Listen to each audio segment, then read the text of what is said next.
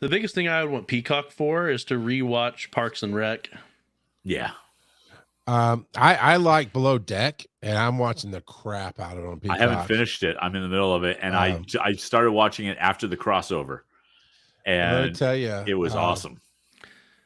I love Below Deck. And I was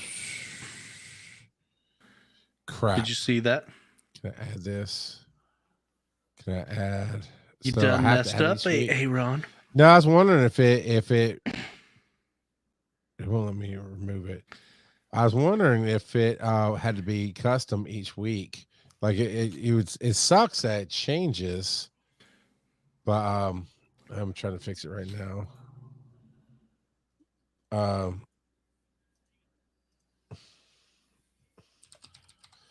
But yeah, let's see. Add it. But that's Instagram. It didn't go straight to it. Save changes. I love Twitch ads. Said nobody ever. Hey, did you know there's a competitor to StreamYard that I think we're going to try out? Oh, what's the name? EVMUX, I believe is what it's called. Not familiar. Hold on, let me mute this. There we go. I'm still not familiar. I saw it's been on my ads on TikTok, and I've saved it to go check it out. Their free platform. Actually, I think I saved it on a tab on my phone. Their free platform goes 1080p. This paid level of StreamYard, which One EMS pays for, gets me 720p. I have to go up to an even more paid higher tier to get to 1080. So I'm thinking about even. I'm thinking about trying it out for free. While obviously One EMS still pays for this, just in case I want to come back to this. But I may end up because they have paid tiers as well. But I'll tell you. Yep, I got it right. EVMUX. I don't know how. I don't even know how you pronounce it. But on the free tier, it's 3 gigs of storage, which is probably not as much as the paid tier of StreamYard. Up to 12 people on screen, fully branded overlays. Basically, everything that we have now with StreamYard for paid, we'll get for free there, plus the full HD 1080, and we can go to 2 destinations and not 3. But that's I don't know. But I thought I'd try it out and see what's going on there. Are we going to 3 right now or today? Today we're going to 3 right now. We're on Instagram, YouTube, and TikTok. Right. And technically, I don't know if there's a limitation. Actually, I should add Facebook, shouldn't I? My whole thing right now is let's blast it to the world. Let's get on every platform, everywhere. Get our Patreon built up and do it that way. Is my idea. Oh, one more. Shoot, I gotta add one more here. Donate to your daddy. Patreon.com/wiseinnerdy. All right. Hey, we got a couple people watching us over on Instagram. Hey, people's on Instagram. We're going to be getting started with this show here in just a second. More like Mike Wood Nerd, am I right? No. Just, oh, yeah, turn that down. Dad joke.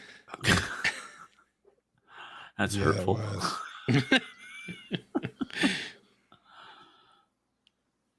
Let's see. Where's my mute button here? Nope, that's the Bluetooth button.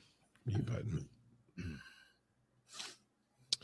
I gotta get my watch out from my bag and charge it.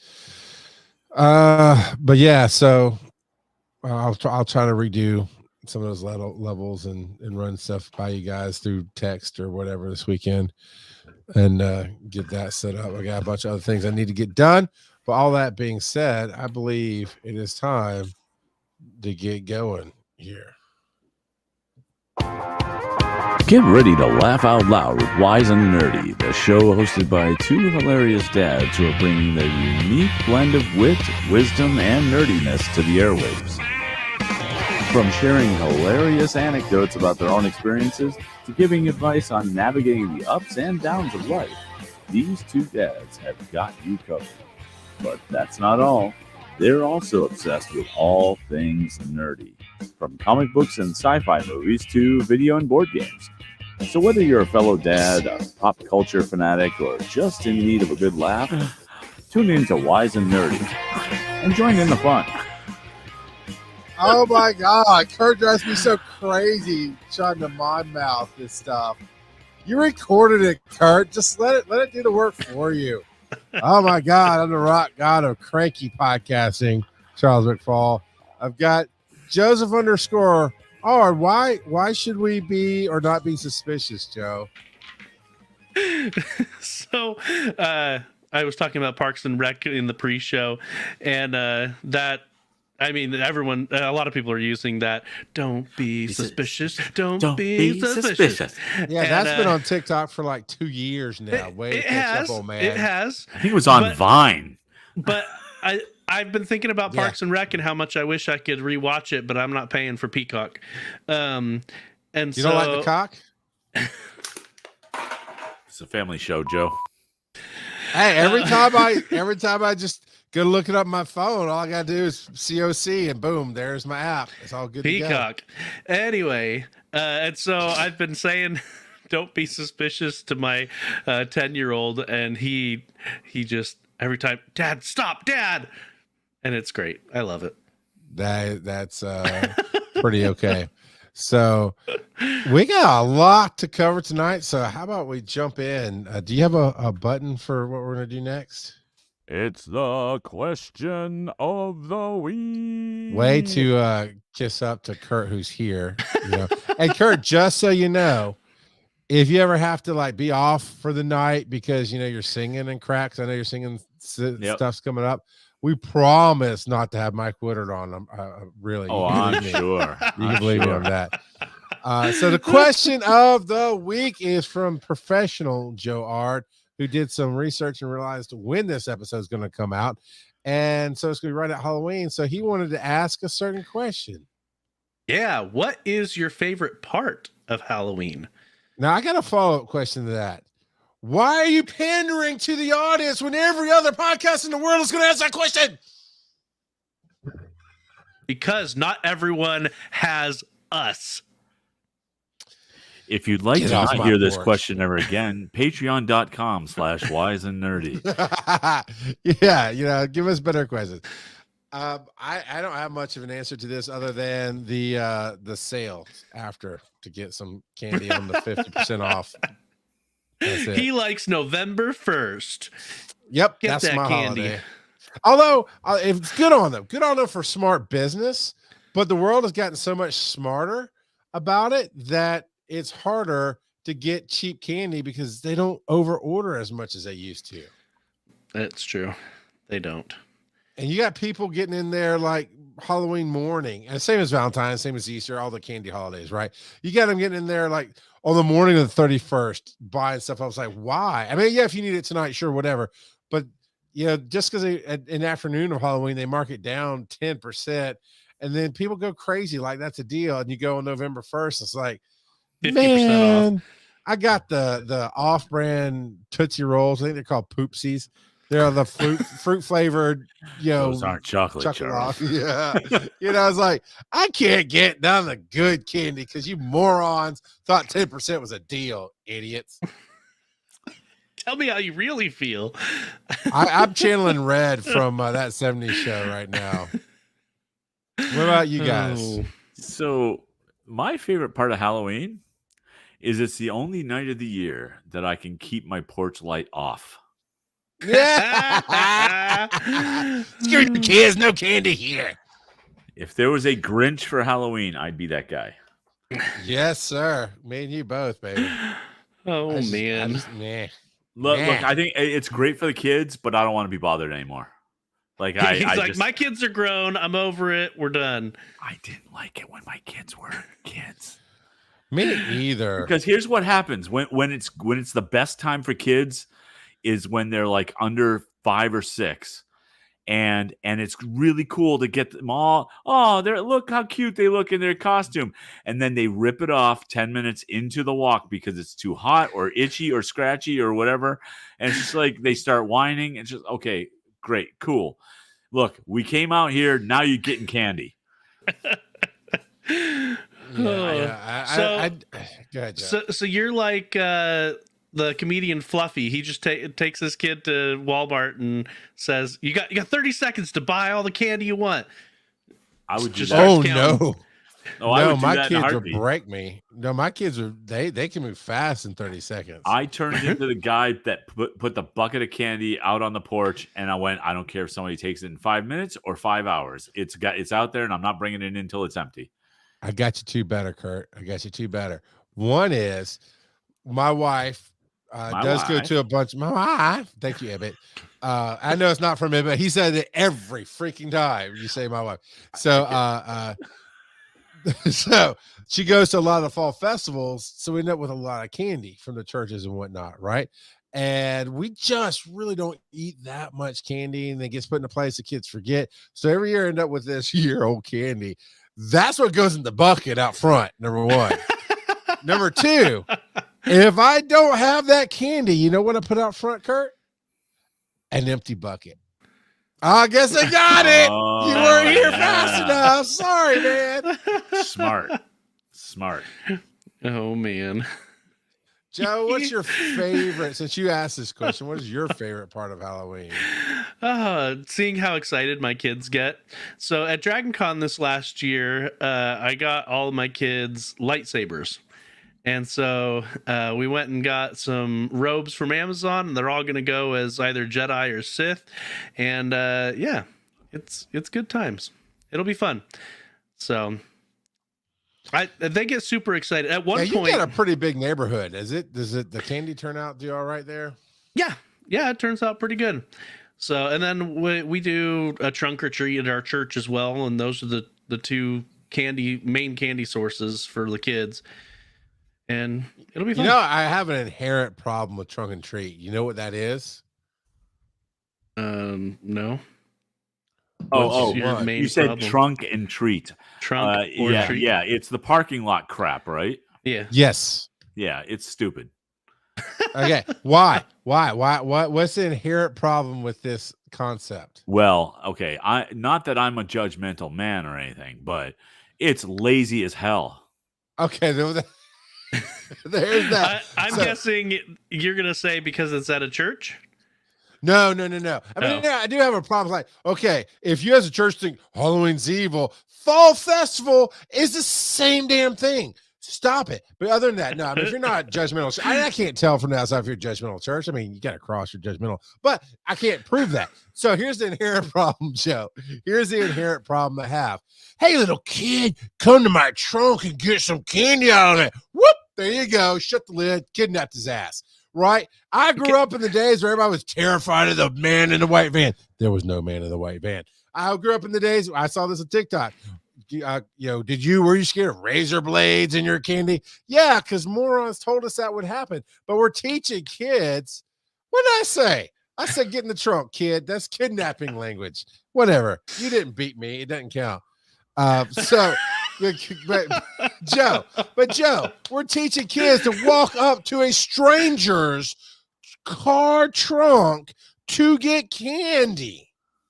That's an inherent problem to me right now. Just say it. We broke Kurt. But generally speaking, in trunk or treat, aren't the parents with the kids? Yes. I'm sorry. parents Have you actually- been to Georgia? They're over there on their phones telling their kids to buzz off and go get candy on their own. And even they are, that's even worse, Kurt. You as a father are teaching your kid, no, I'm here with you. I'm showing you it's okay to go up to a stranger and get candy from the trunk. How else are you going to get rid of your kids? My trunk or treat, the trunk or the trunk or treat that we go to is at our church. My kids know almost every trunk they're going to. Almost. It's true. Statistically, children being kidnapped is somebody close to the family. I'm just saying. Yeah, you're not saying. wrong. You're not I wrong. never am wrong, baby. That's why I do the show. False. You are wrong. Sometimes. Prove it. Wrong, Daddy. All right. Now Wait, I'm gonna is have Charles to go wrong? find some Let clips. Daddy decide. It's- Charles is. So we have feedback from Spotify. Oh, good. Right now, this is from a few weeks ago, where we said if you could summon any hero to fight for you, who would it be? And we went through a bunch of our different ones, but this is from Devakate Mashal. He can Oh, fight yeah. magic and is an equal opportunity. Who's Mashal? I have recommended this anime to you, and I have shown you clips from it. It is. Is that the one where he can't do magic, but he does like strength and stuff? Yes, yeah. Okay. It's a world where if you're born without magic, and they know you whether or not you have magic because people with magic have these line birthmarks on their faces, and the more lines you have, the higher capacity for magic you have. Anyway, so if you're born without magic, they kill you. You die. Kill you. Yeah, but Mashal or Mash, he's born without magic, but he is saved by a guy and raised in the woods, and is basically he's told to work out a bunch because if they ever find him, he's gonna have to fight. And he takes that to an extreme, and he is super ripped, and so he does, and he's super ripped, but he is a complete moron. Okay. And so it's a lot of slapstick comedy, and it is hilarious. And there's a lot of spoofs to other things. Like there's references to Harry Potter and stuff like that. Like, for instance, he joins basically the Quidditch team, and he tells the guy, he's like, I can't fly a broom. The captain, I can't fly a broom. And so they're losing real bad. And the captain gets hurt. And so Mashal is like super hyper dedicated to his friends. Okay. So let me guess, he throws the broom as hard as he can and jumps on it, and it works. He did that in a different scene. Oh my goodness.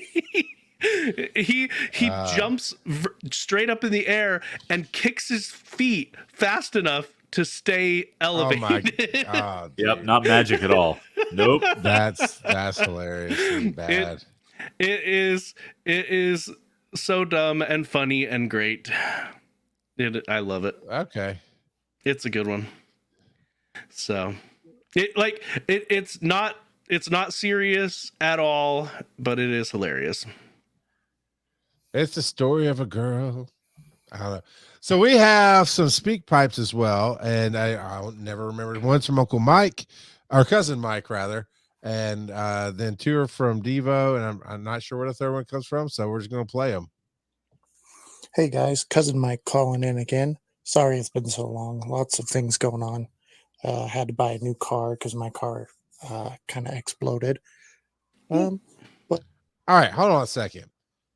Your car exploded, kind of, but somehow data was your phone or iPod in the car. Is that why you couldn't listen to the show? It was, the entirety of the internet was in your car. Okay, Mike, I got you. All right, here we go. Hey guys, cousin Mike calling in again. Sorry it's been so long. Lots of things going on. Had to buy a new car because my car kind of exploded. But so I thought I'd call in, let you know I'm still alive. But I have an anime recommendation for y'all. Two, actually. One that you could watch with younger children, and one that you may have to watch a couple episodes to decide whether or not they can handle it. The first Charles' one is the kids one for can, younger mine can't. children. It's called Your Boy Kong Ming. And it's about what would happen if a tactician, Kong Ming, from the Three Empires or the Three Kingdoms, I can't remember exactly what it is, legend or myth or history, however it is in Asian culture, whatever it's revered as, if he were to time travel to the future and help someone become a famous musician. The other is Jujutsu Kaisen. This one you may want to use some discretion, but it's about demon hunting, and it's actually really good. because it's unlike Demon Slayer. They actually fight demons in pretty much every episode and actually do something instead of just nothing. Anyways, Instead of just nothing. Yeah, have a good one. Jujutsu Kaisen. All right. Yeah, I think I've actually mentioned that one to you before. It's where he eats the finger of a demon and gets powers. Yeah, You know, like you do. like you do. All right, here's another one. Hi, this is Mike Woodard again, and I think that adding Kurt to the show has been like one of the best things that you guys have done Fake for news! years now. Really, going back to the Pokemon Go days and whatnot. Wow. So I think you should stop using my voice. Have a good evening, nerds. All right. I'm liking Mike more and more every week.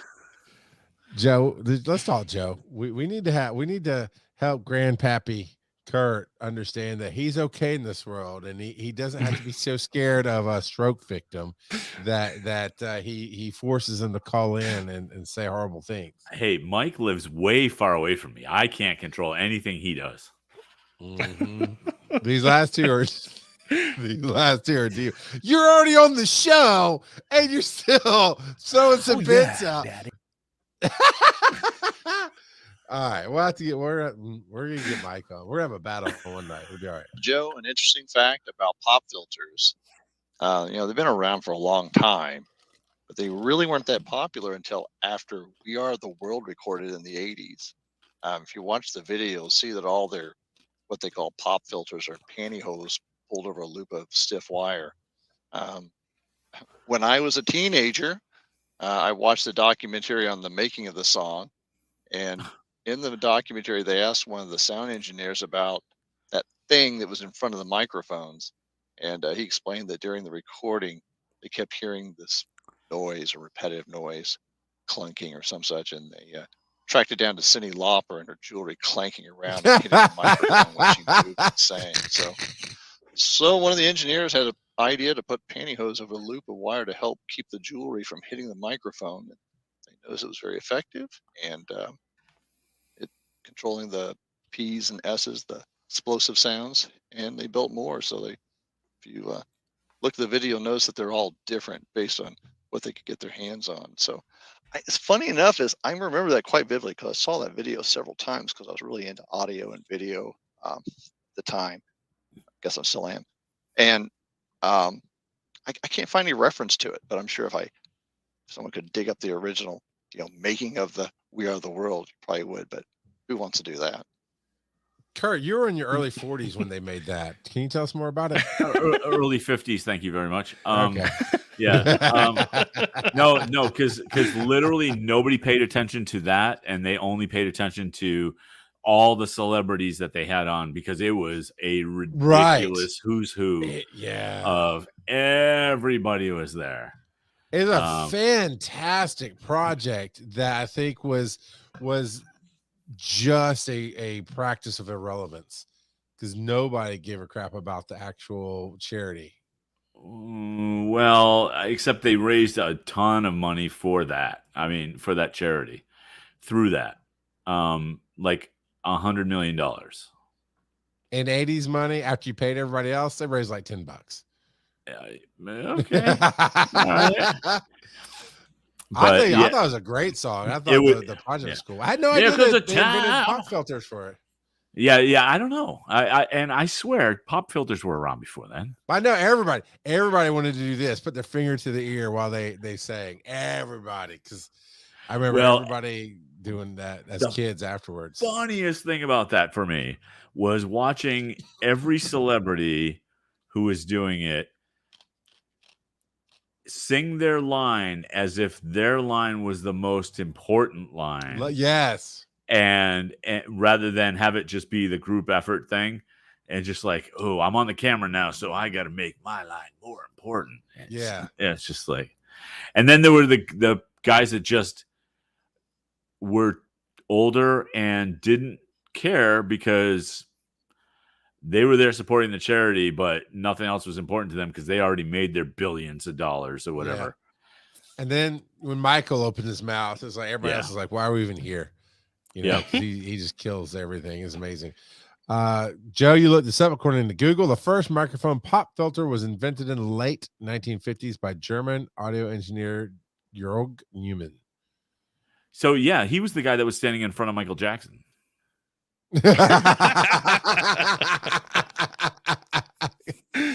Oh, Jörg. All right, one more. I'm with Kurt. I'm not a fan of teens getting tattoos.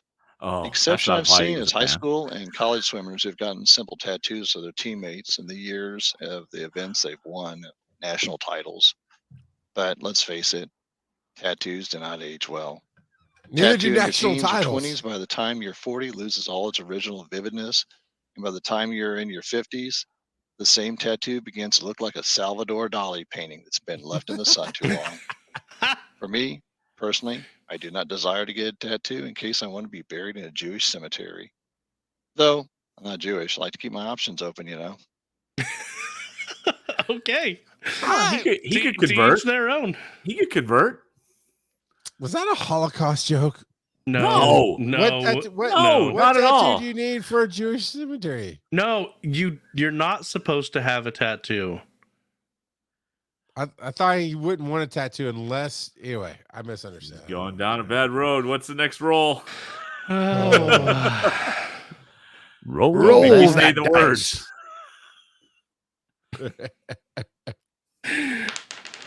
Oh man. Stay tuned for this commercial break. This way too early. All right, fine. All right. I'm not even gonna play. I'm just gonna hit the button, and you guys can just screw around all you Play want. the There thing. you go. Play the thing. Donate Is to your it daddy. BS? Patreon.com/wise and nerdy. All right, let's do that again. There you go, Kurt. Donate to your daddy. Just like Mike said. Patreon.com/wise and nerdy. And you too can listen to more techno music like this.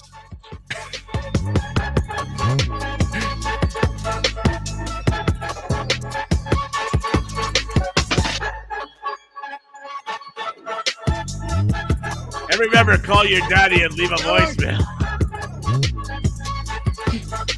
Call your daddy. Leave a voicemail.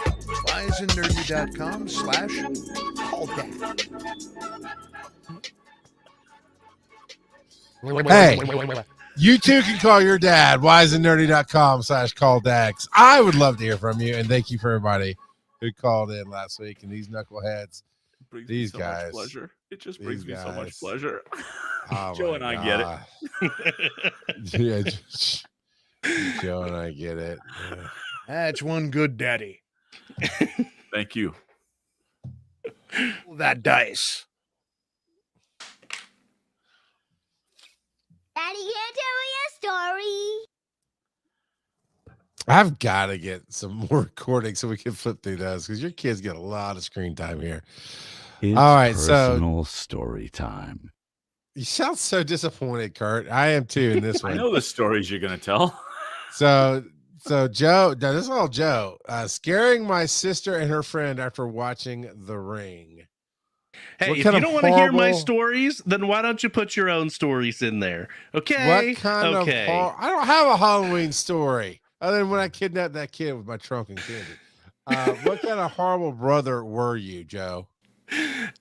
So we went to go see The Ring as a family, as you do, you know.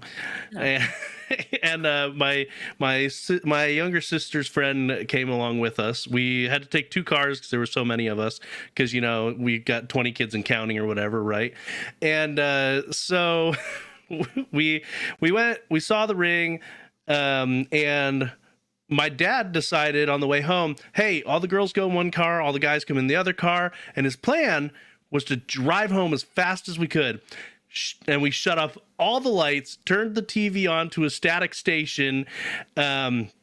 He had me hop into one of my mom's dresses, and I didn't have a wig, but I had a cape from an old costume, and I draped that over my head and I hid off to the side. So my sister and my two sisters really, but they came, my sisters and my younger sister's friend came up to the door, and I can hear them talking like, why is it dark in there? What's going on? And I just walked around the corner, and my younger sister and I say younger, she's only 2 years younger than me. She's only 2 years younger than me. So I'm a teenager at the time. I'm probably 14. I'd have to look at when The Ring came out. So she's like 12. And so her and her friend just book it. They get like a block down the street before they stop and turn around. And my dad is just standing there cracking up. And my older sister was like, okay, this is nothing.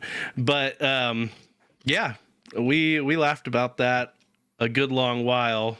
And my sister still, it's like, I can't believe you did that. Nothing. No reactions. I thought you were gonna say that you took a baseball bat to your TV, climbed inside, and waited for them to come home so you could climb out. That would have been great. They would have freaked out. Hardcore. I remember watching Ghost, right, with Demi Moore and Patrick Swayze, and I was a teenager when it came out, and right about the time towards the end where the demons were coming and the glass was going to fall on the bad guy or whatever, my buddy's dad decided to scream at us and scare us. But that's just cheap shots, you know. That's the easy way to do it. Yeah, I was never that guy. You're not a scaring kind of guy. Well, no. So here's the thing. Whenever I did a scary thing, it was never at Halloween. So like, I would, for example, I was working in this office and everybody was in cubes, but I would come in really early, and there was always one guy that would come in before I did, and he'd be at his desk, but he couldn't see me coming. So I would like walk quietly up to his cube, and I'd stick my head around the corner and say, "Morning," and he would jump out of his chair every morning for 2 years. And but otherwise, like the jump scare thing and whatnot, I mean, I took part in a really cool haunted house that this rich video game developer would put on in his house every year. And so we went over the top. Like, he would make these operating tables where your butt was in a hole in the operating table, and then he'd put a plank across and then get a bunch of like liver and stuff, and people would be chopping on your innards on the table, and that would freak people out. But especially since your butt's hanging out of the hole. Well, no, it was, it's what, amateur hour? No, he made a box that everybody, you'd be laying there, so it'd be like this. You'd go across. Your butt would be in the dip, and plank going across like a TV tray type thing. Yeah. Explain it to me again, Grandpappy. Well, back in the day, we would have these innards called gizzards. My wife is horrible at scaring people. Now, me. Oh, I'm glad you finished that sentence. Well, yeah, I didn't My really have wife is to. horrible. It was going to be a problem. Aaron, I didn't say that. We're gonna have to clip that one. I mean, go for it. One, she doesn't listen to any of this. Two, I don't care. She's horrible. So now me, I tell everybody I'm the biggest ninja you'll never meet.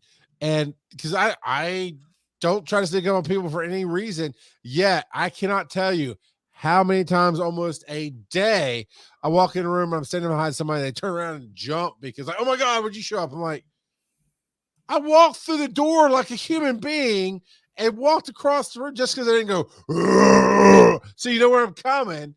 I mean, come on. But my wife, so I believe my oldest son has some brain damage because of her.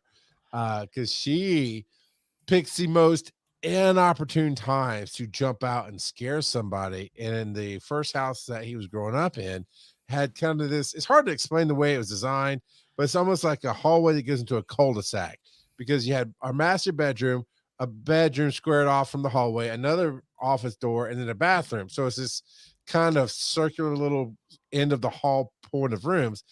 And for whatever reason, she waited till he's in the middle of that, and he's like 4. And she jumps out to scare him, and he jumps back, falls out, and hits his head on the baseboard. And like, do you not know how you don't scare people when they're near stuff? That's not how this works. She about killed him because of that. Another time, for whatever reason, it was early enough. We were just chilling out in the bed with the light off, but the door was open, hallway light was on, whatever. And again, he's 5 or 6, and he comes in, and we're just kind of watching him kind of walk across, and we could tell his eyes had not adjusted in the dark. And so she sits up and screams at him. This time he didn't get hurt, but for whatever reason, he screams at the top of his lungs and grabs 2 fistfuls of his hair and pulls. Don't know why. So we don't do scaring around here because it just damages people. Then Joe, I'm sure the ring scaring thing was not the last of your transgressions with scaring your siblings. Oh, definitely not. That's just one of the most memorable that we've brought up a bunch at different family outings and stuff. So my dad loved horror movies. Just absolutely loved them. But we can talk about that some more a little later. Roll that dice. That dice. Oh, okay. What are you nerding out about now? All right. You know what? We're going to change it up a little bit this week. Kurtstable. Yeah. You going to go first. So, what I'm nerding out about this week.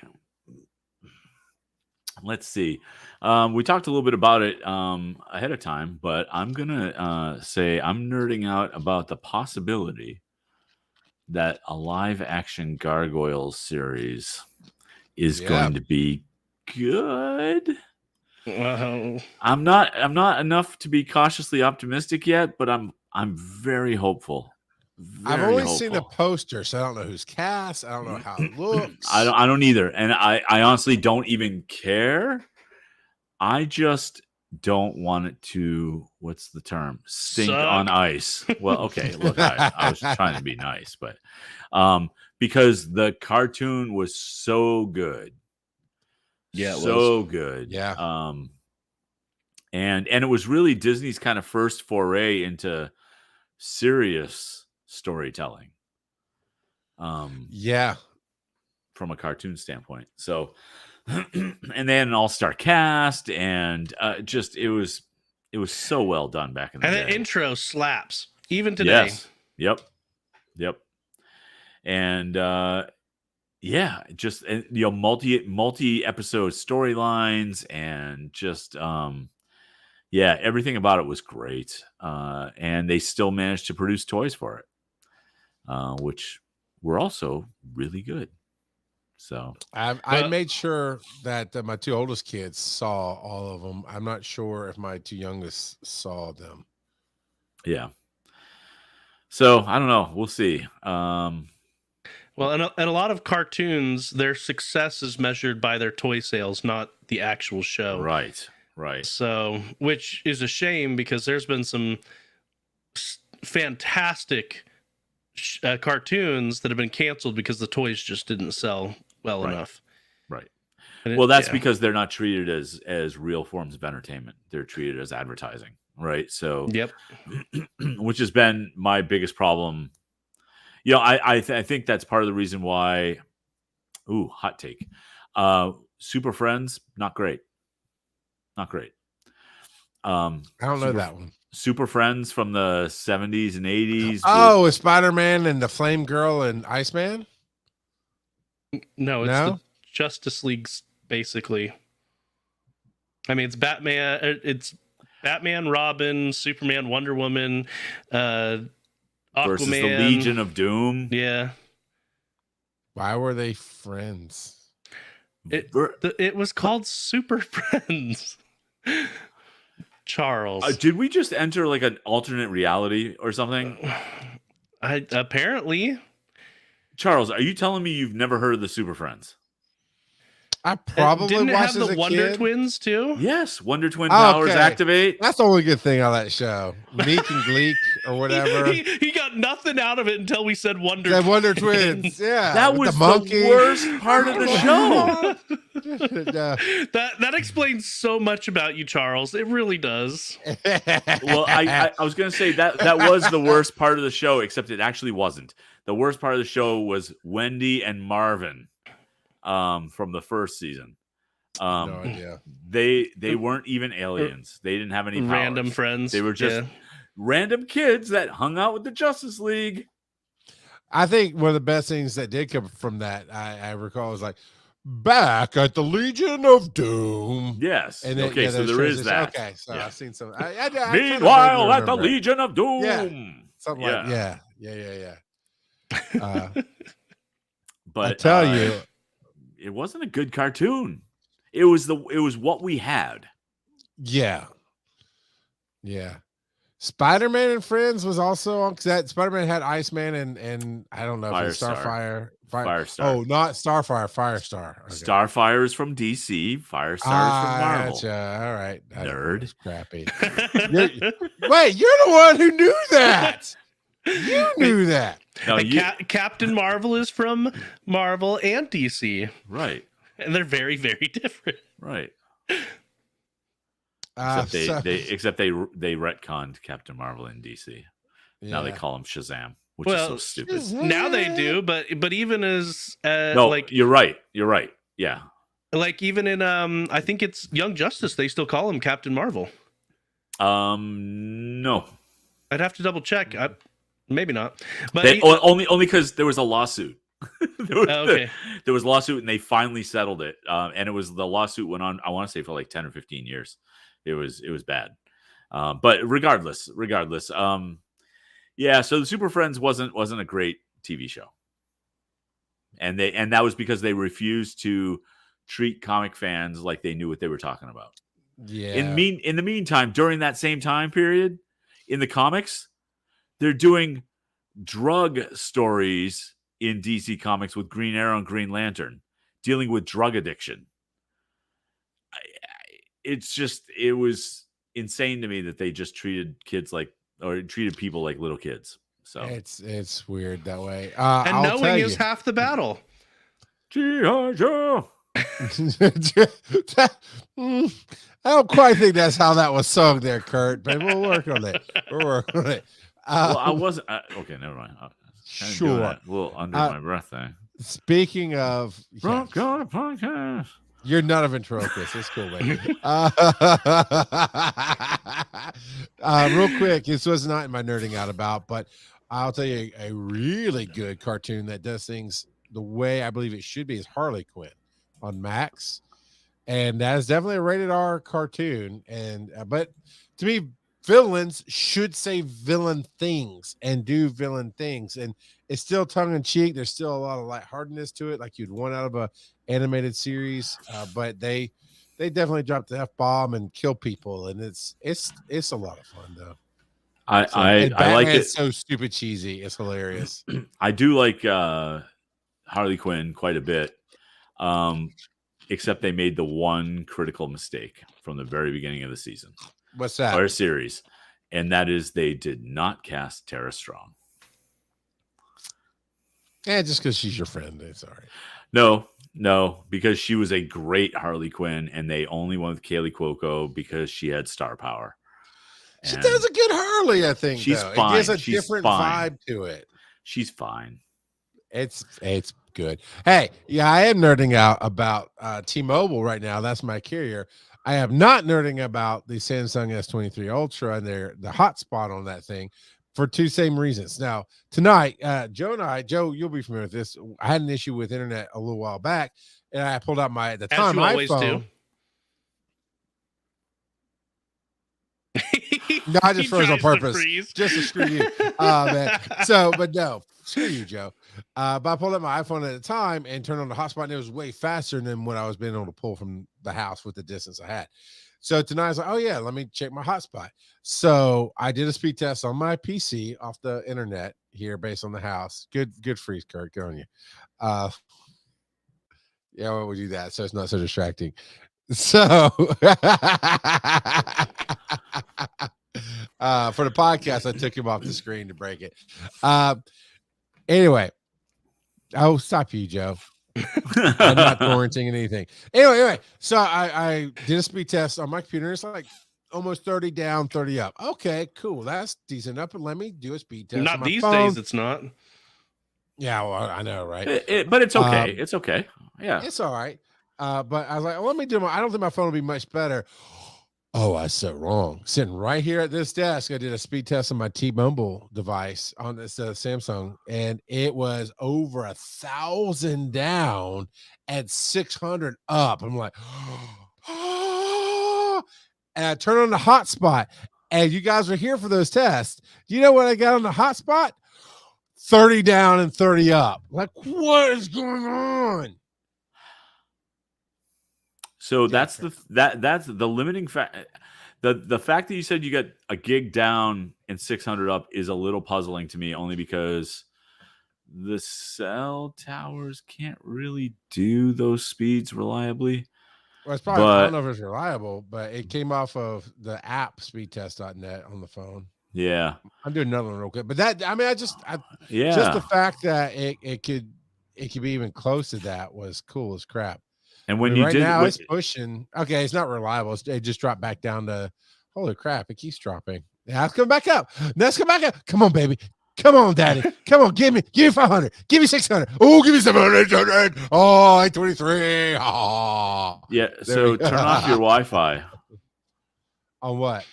On your phone. I know my Wi-Fi is off on my phone because I had an issue earlier. I was on a meeting. So 75, that's straight sell. 823 down and 76 up right now. That seems weird to me.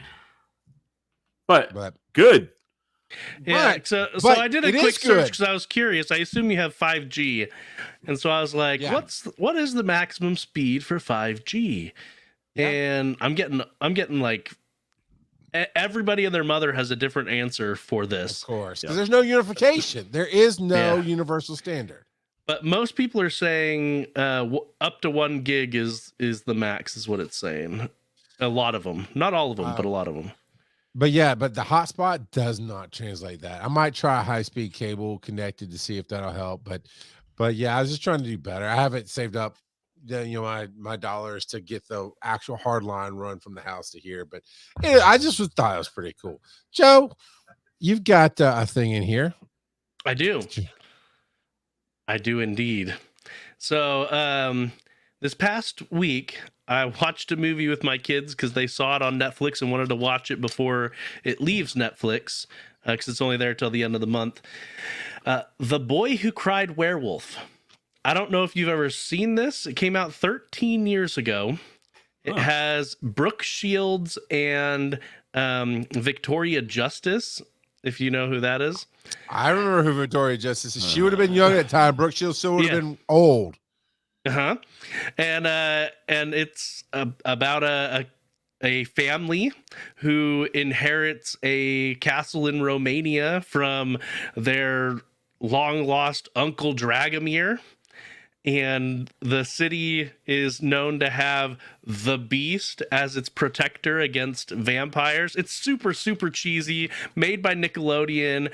But well, of course it was, because it was Victoria Justice. Yeah, but my kids ended up really, really liking it. And I mean, that's as long as it's entertaining, that's what it's meant to be, whether it's cheesy or not. And so, yeah, and they were very, very sad to find out that there wasn't a second one, even though they left it wide open for another one. But yeah, it was fun. And my kids are little scaredy cats. Like, they have nightmares all the time, and they don't like walking in their room when the light's off and stuff. So this is about as scary as I'm gonna show them. So no Werewolf by Night. No. So yeah, but it was fun, and they liked it a lot. I assume it's probably gonna bounce over to Paramount Plus after it's done on Netflix, because I think Paramount Plus has a bunch of Nickelodeon content. So that would be my guess. Nickelodeon. Yeah. So, but yeah, it's leaving Netflix at the end of the month. So there's a lot of fun. I will say a recommendation for family stuff is any version of Monster High. It's really good. The animated version was what came out first, and I watched it with my oldest daughter and then my youngest daughter. And I did see an ad for Paramount Plus where they have a live action version of that now. Really? Yeah. Huh. So yeah, I found it interesting. And some of the kids stuff my kids watch is like, I just want to, not watch that. It's a nice way to put it, but Monster High was enjoyable. The last thing I'm nerding out about real quick. I was just gonna say while we're on my kids also really enjoyed Zombies. It's basically the zombie version of High School Musical. Yeah, that's on Disney. Yeah, it's on Disney. Yeah. So they really liked those movies. It's a Disney Channel original movie. Basically, I like it. Yeah. So the villains, it's not called the villains. There's something about the kids of the villains that Disney did. Oh yeah. What is that called now? I don't remember. Descendants. Yes, that's Descendants. So I put down here the hustle, and I don't mean the dance. I'm nerding out about. I'll just do very, very brief highlights since last Thursday. Actually, before last Thursday, since last Tuesday, I've been moving into a new building because me through my company bought a new building, and it's amazing, and we're gonna do a lot of great stuff there. And then Tuesday night I did a show for DragonCon DC Digital Media. We did the interview with Alon. I did talk to him. Then Wednesday night I did one of the official Pride parties for Atlanta, and it did screens and projectors and slides for that. And when I say slides, I made the cards for the performers there, where you can do Venmo and Cash App and that kind of thing. And then Thursday I was here, and then Friday, honestly cannot remember what happened Friday and Saturday. I just don't remember. Oh no, I do remember Saturday. I don't remember Friday what I did, but Saturday was the one of the big massive Pride events that we went to, and I spent all day doing a big screen projector, and I rented a BenQ from Aperture Rent. And I'll tell you, any geek, you can get them all over the nation. It takes longer if you have to ship it, but being here in Atlanta, I was able to order it on Thursday and pick it up Friday.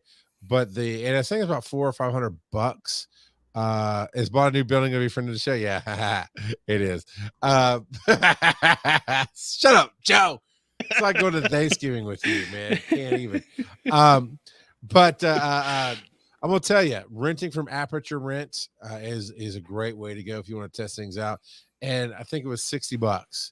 Is I rented it for 7 days because I knew I was gonna be then going. So Saturday night, I did that all day Saturday, and then Sunday I loaded up the rest of my car and took off for Jekyll Island to do the EMS conference, and just nailed. I think I did 11 interviews on Monday, which was a half day for the conference, and another 11 interviews on Tuesday. And out of that, got invited to go guest lecture at 2 different schools and possibly come and talk with 2 different departments about what we do with One EMS. And then came back yesterday. Today I was setting up my new office, which is going to have the One EMS studio inside of it as well.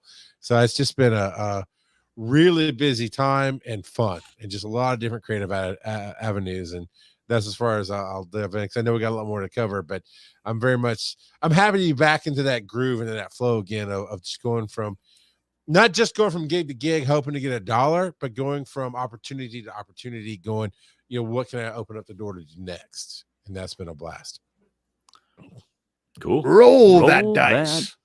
Roll that dice. I figured. Bad, everybody else was bad saying jokes. Dad joke. Bad dad jokes. Bad dad joke. Why wouldn't the ghost dance at the party? I don't know. Because he had no body to dance with. Okay. Everybody needs to Google. They need to Google the Muppet Show and Fozzie Bear, because that's the face that Joe makes when Fozzie tells a joke. Yeah, exactly. That right there. The big up mouth. And turn that. Oh, it's waka, the worst. waka, waka. It's the worst. But I actually have a bad dad joke that I think is better than that one. Ooh. Why do monsters not eat ghosts? Because they're not filling. I don't know. Because they taste like sheets. They taste told like you. they It's still taste like better than sheep. nobody to dance with, Kurt. And I'm not doing the face that he makes either. Because they taste like sheet. Roll that dice. Waka. Waka waka. I was gonna tell a joke. I'm not going to now. You ruined me. I was going to be a Let professional on the Daddy show when I did decide. that. All right. Should we drop the bad dad joke segment? Yes, Daddy has decided. No, we cannot. Do I get a vote? All right, Kurt, If you're you in the notes, think aren't we you? should drop our bad dad joke, you should. Donate to your Nope, dad. wrong one. Donate Call to you your can do dad that too. and leave a Patreon.com. voicemail. I didn't touch anything. That is Daddy, all Bookie Leave a Boy. voicemail. All the buttons. /call dad. Call us and leave us a speech Oh, bite. that That's That's what Joe did. He's like a kid in the elevator. If you want to avoid technical difficulties like these, go to patreon.com/wiseandnerdy. Are we ding dong ditching now? Is that what we're doing with all these buttons? So, all right. Kurt, well, will you read the question for Let Daddy Decide? Can Are I you in the reword it?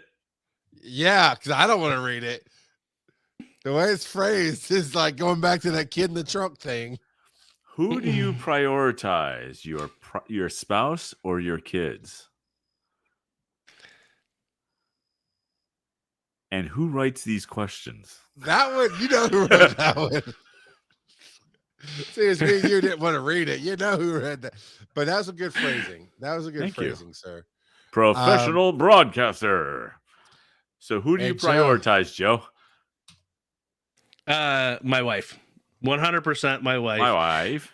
Because if you don't prioritize your wife first, your kids are gonna fall behind anyway.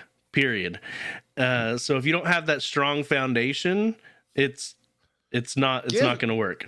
Give me an example of a situation where you had to choose.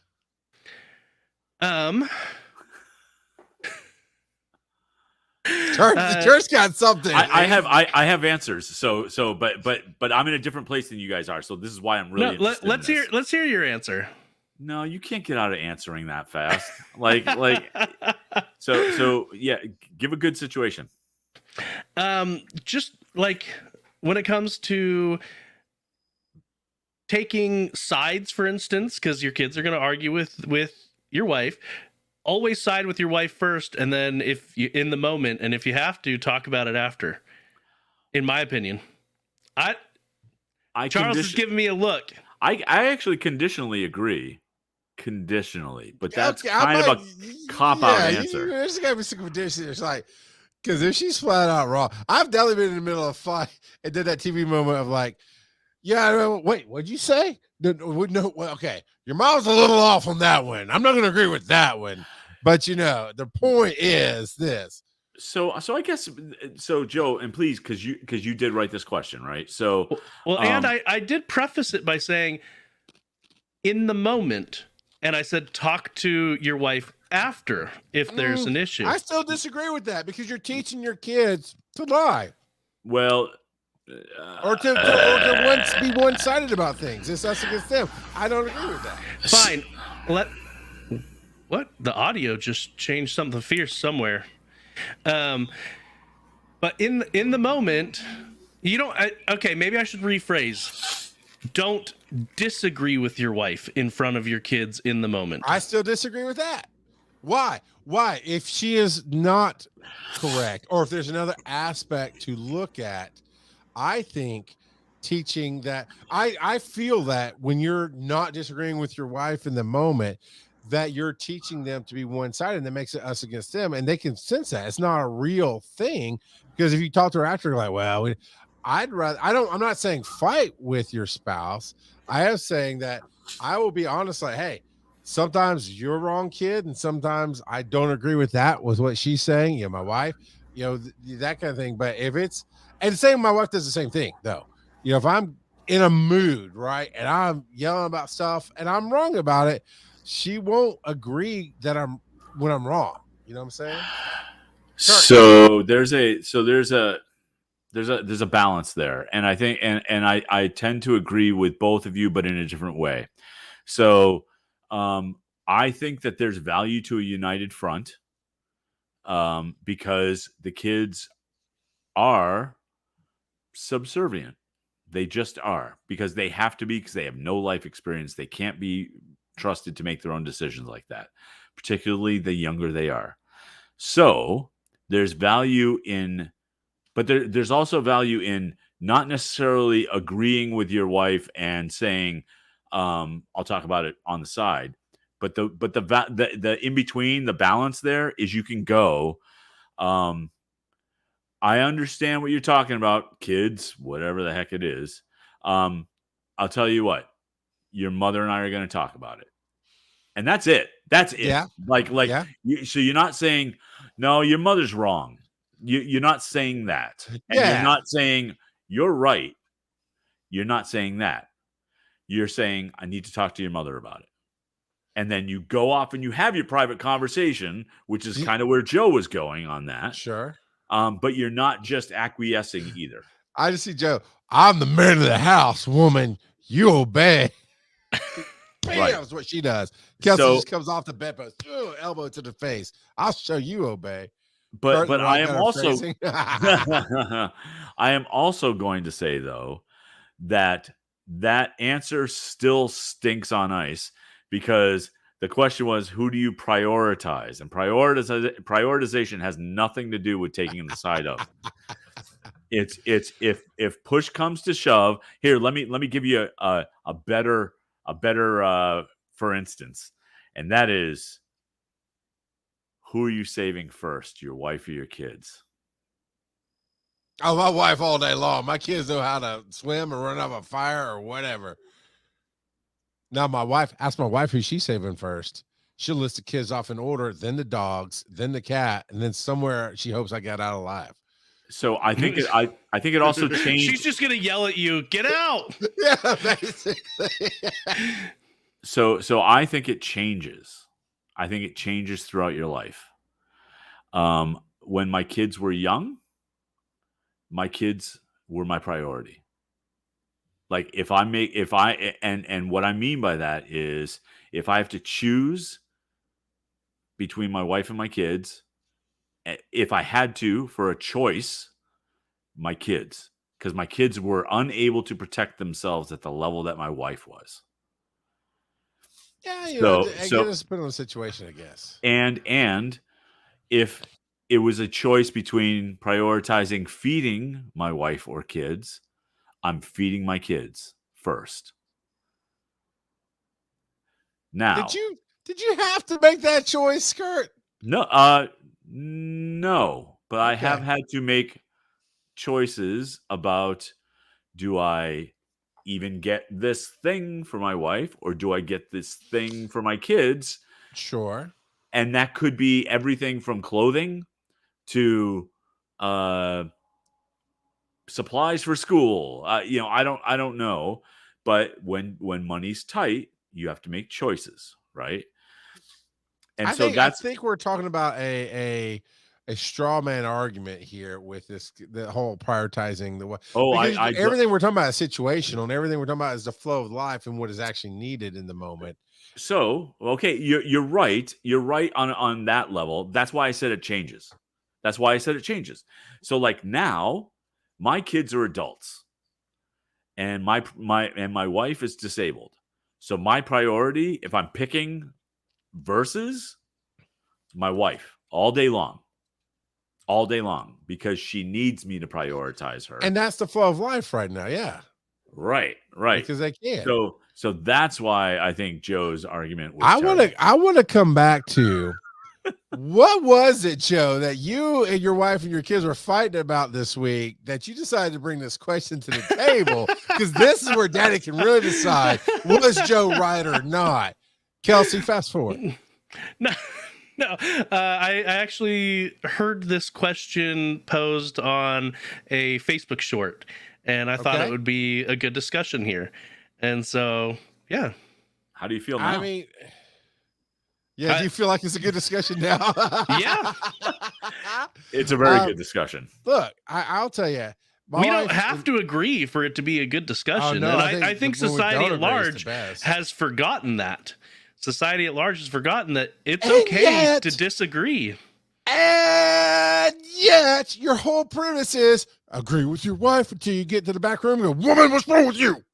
Well, and I have heard people say that they will argue, like not yell at each other, but will argue and debate with their wife in front of their kids, specifically so that their kids will see how a healthy relationship deals with things like that when there is disagreement between the spouses. Oh, we've done knockdown, drag out fights. Not intentionally. We didn't intend to do it in front of kids, but we did. But we also make sure that the resolution is in front of them as well. Yeah. And well, and I'll say this, I will never criticize my wife in front of my kids. Our house is totally different. We rag on each other. And I mean, not just in jest. There's some, but we speak in truth. It's like, your dad's an asshole today. It's like, can't really argue with that. It really was being one, and vice versa. You're like, hey kids, clip this. We're gonna need it at the divorce hearings. I have joked around with my kids when they tried me. I'm like, there's a reason there's 4 of you. It's because one of you can go missing and nobody's gonna care. I could just keep practicing on the other ones. It's fine. They're homemade. Just sell them on Etsy.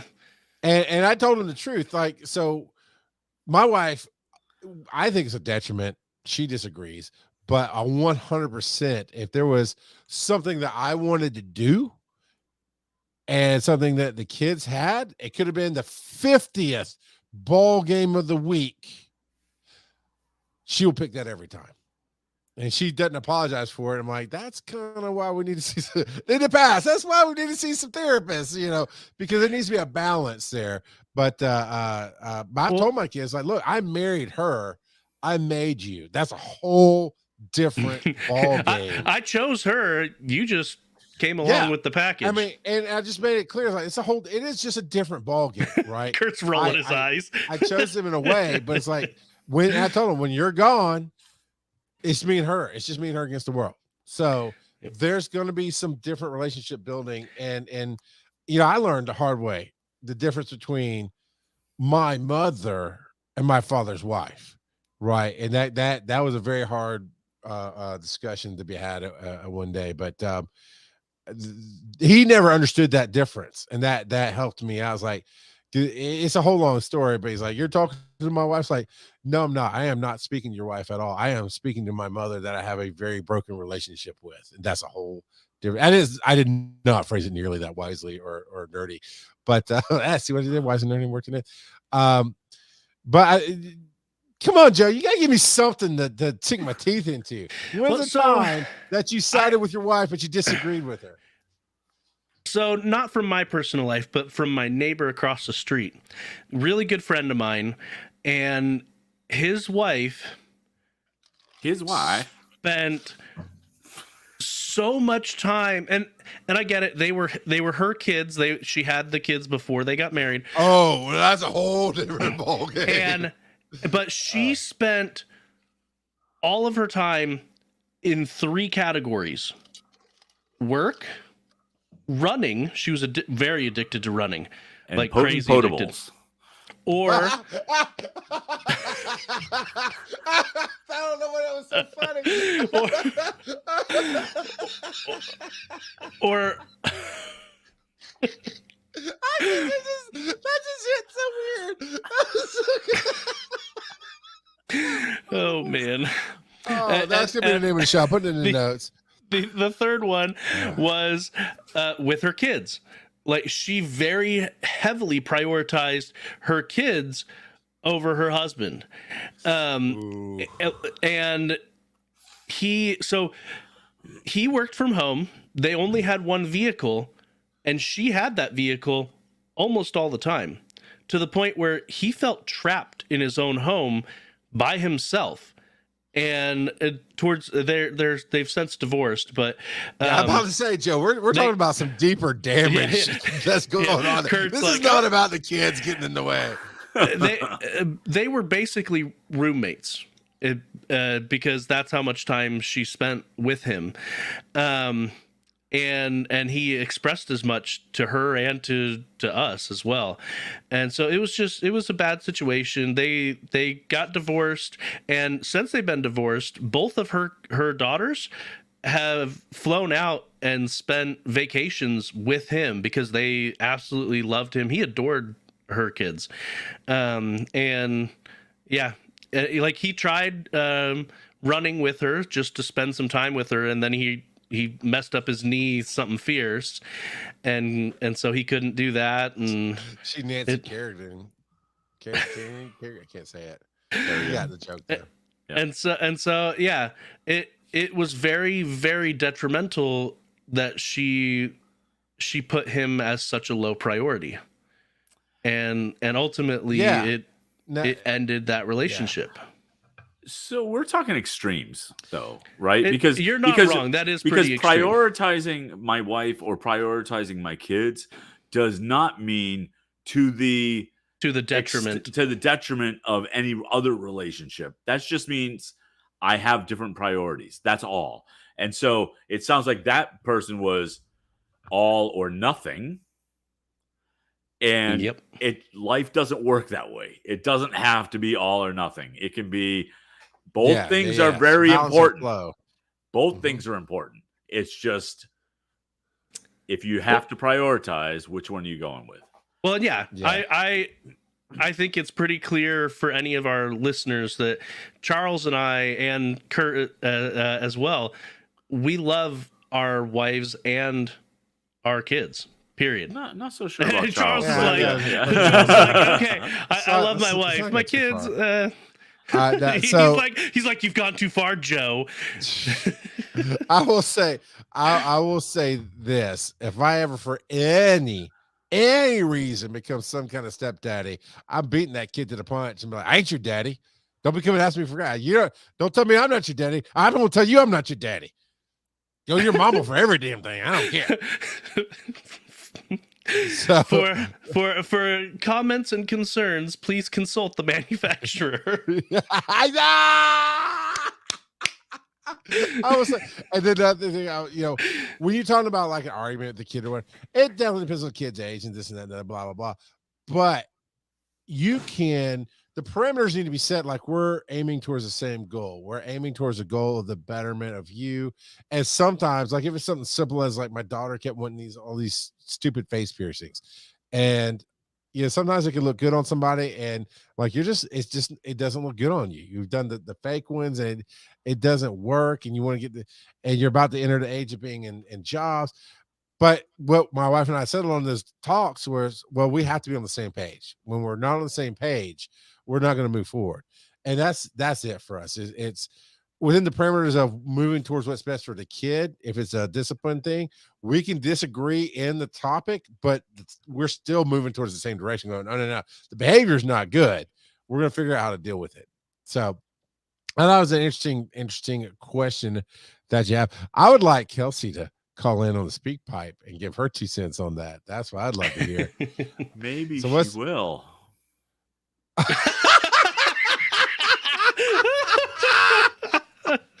Just maybe it's potent potables. Hit that button one more time. What do you love? Can you dig it? Mike gets that wrong What do every you time. love? You don't have to hit all of them. Oh my goodness. What do you love? What do you smack you. What do you love? Yeah. I love ending the That show. was so That's what I love. creepy. It's Halloween, baby. Scary movies is what Joe put up here. Can you dig the scary movies? Joe? Nothing from Charles. Okay. So I've mentioned it before and on this episode. My dad loved horror films. The cheesier, the better, in his opinion, to be completely blunt. He loved cheesy horror. And It was like I watched it because like basically when it was time for a movie, every movie was family movie night, regardless of what the content was. Pretty much is what it felt like growing up, and so I saw a lot of scary movies that I really ought not to have seen at that age. There's some of them that I wouldn't ever care to watch ever again. And so I for the most part I don't watch scary movies anymore, but it's also my wife. She's a scaredy cat just like my kids. So What kind of scary movies or what kind of horror movies did your dad like? Because I've got strong opinions on horror movies Leprechaun versus slashers versus, you know. Yes. All of those. Yes. Okay. Yeah. All right. So the Papa Leprechaun, NASCAR. Rest in peace. He loved it all. Freddy Krueger, Jason, all of it. Okay, level of cheese. All the cheese. The Cube. That's a lot of cheese. Toxic if you've ever Avenger. seen The Cube. I've never seen Toxic Avenger. No. American But all the Werewolf leprechauns in Paris and yeah, all that, all of it. Okay. I saw so many horror films growing up. Yes, I see a comment. Horror films, to me, are like bad dad jokes. They're just they're dumb. They don't make sense. They don't follow their own rules, and they're just not entertaining. Jump scare. Ooh, you got something to scream at me and jump out. Okay. Well, I'm numb to that now, just about. You know, oh, you splashed a gallon of blood on the floor. But psychological thrillers, monster movies, it's like the Saw films. I haven't seen the newest one, but the Saw films I really enjoyed. And the third one, there's a whole lot of me fast forward. Like, this is just trauma to the extreme. Like, he was doing gross stuff, and it didn't. I even go, this is not clicking with the rest of the first two movies and what the two movies, but that was intentional.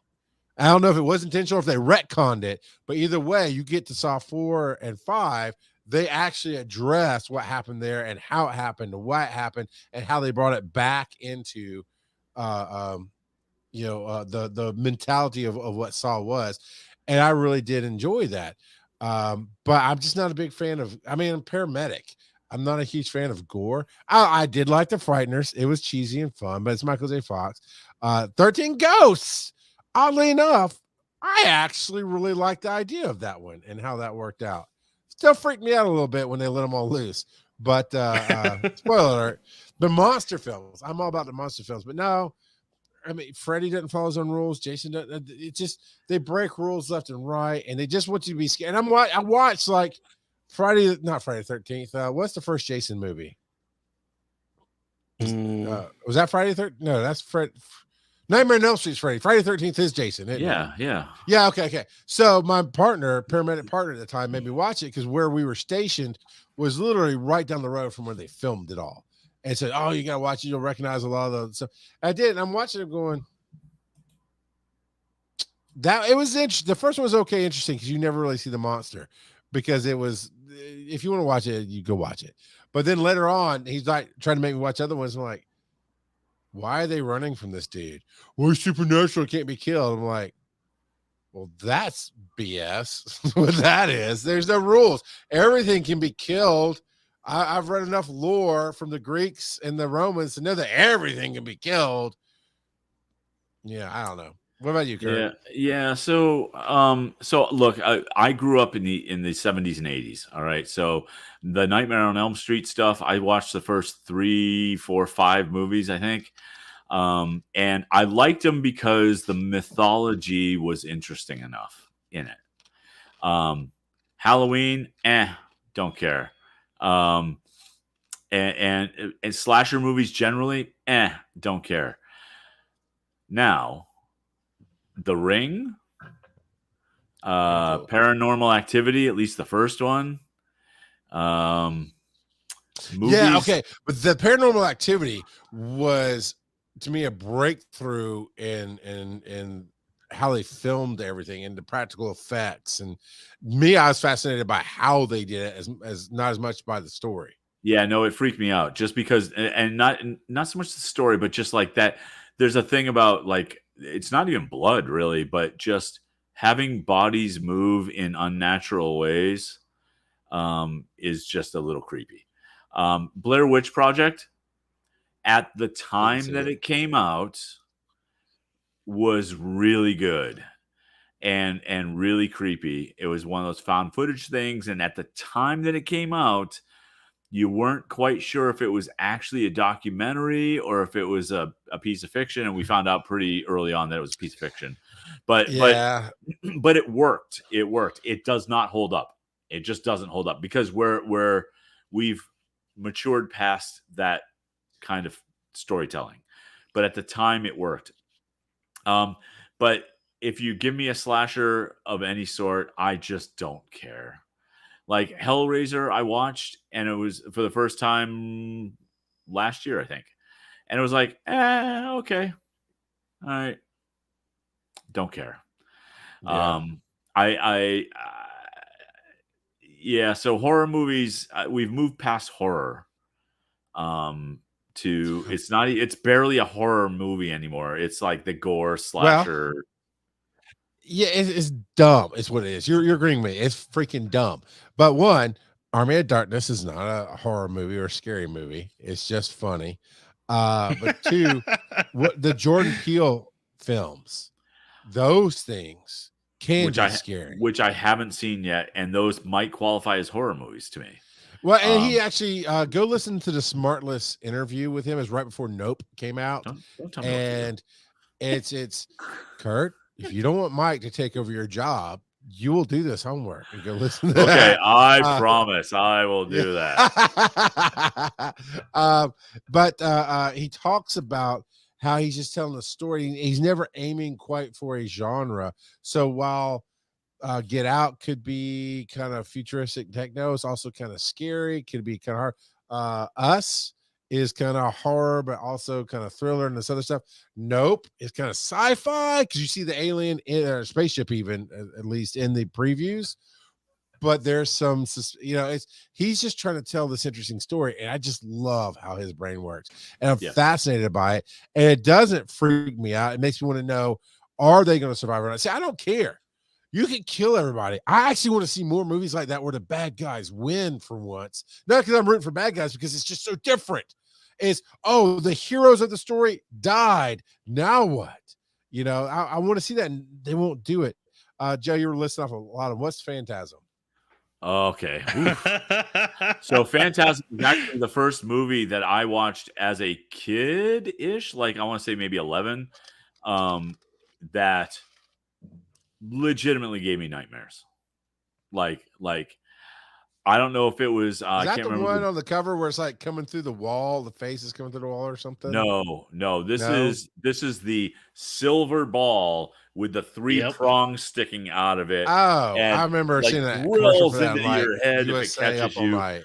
And then there's a gate to hell. But it's and the kind of creepy dude was that tall guy. I can't remember his name, the actor. I remember. He only plays those kinds of only played those kinds of roles.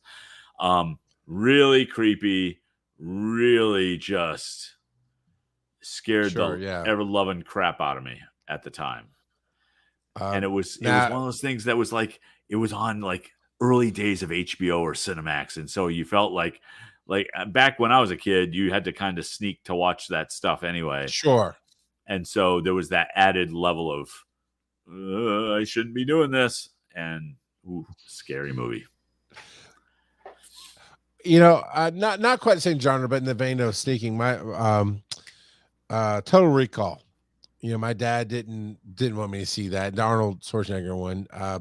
And I did stay up at night and watch it. And I was fine with it. I mean, there's some freaky thing. I have 13, 14 years old. There's some things you didn't expect to see that kind of freaked you out a little bit. That don't hold up today. Like, but yeah, I remember trying to go down the hallway in the dark and got a little freaked out after that. Killer Clowns from Outer Space. I've not watched, but I'm gonna give a plug to Wait, You Haven't Seen with TV's Travis, and he reviewed it, and that's all I needed. Was like, okay, but they're talking about it, this and that. And then Joe, you're talking about the Children of the Corn. Tell me about that one. It's been so long since I've seen it. It from what I remember, and I could be misremembering, it's basically like a cult. There's children in the corn, and they kill people. Like, that's. I don't remember a whole lot of it. I just remember it freaked me out. What I find the stupidest thing about it. You don't think I can't boot a 10-year-old across a cornfield? Come at me, bro. That's the show, everybody. Freaking kids. You gotta put them in a trunk and give them candy. I think I got my question for next week. Follow these nerdy dads on social media. Charles at Rock God of Podcasting. Joe at Joseph_Ard. Check out the website, wiseandnerdy.com. And as always, they may not be your father, but they'll always be your daddy. And check out VO by Kurt, who's not nearly as big as the other two in terms of the picture. I'm just in the back seat.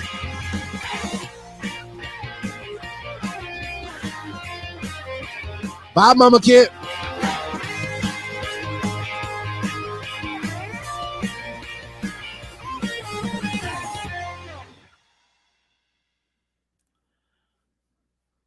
Stallone all day long. All day long. Yeah. That's not even a question. Who's better? Especially after Tulsa King. Yeah. I haven't seen Tulsa King. Oh, that's dude, on Paramount Plus, right? Yeah. He did a movie for Paramount Plus where he's a washed-up hero, and a kid gets him back in the game. Yeah, the superhero movie. Guardian, or the Guardian, I think is what it was, or something like that. The Sentinel. Yeah, Sentinel. that's what it was. Yeah. Yeah.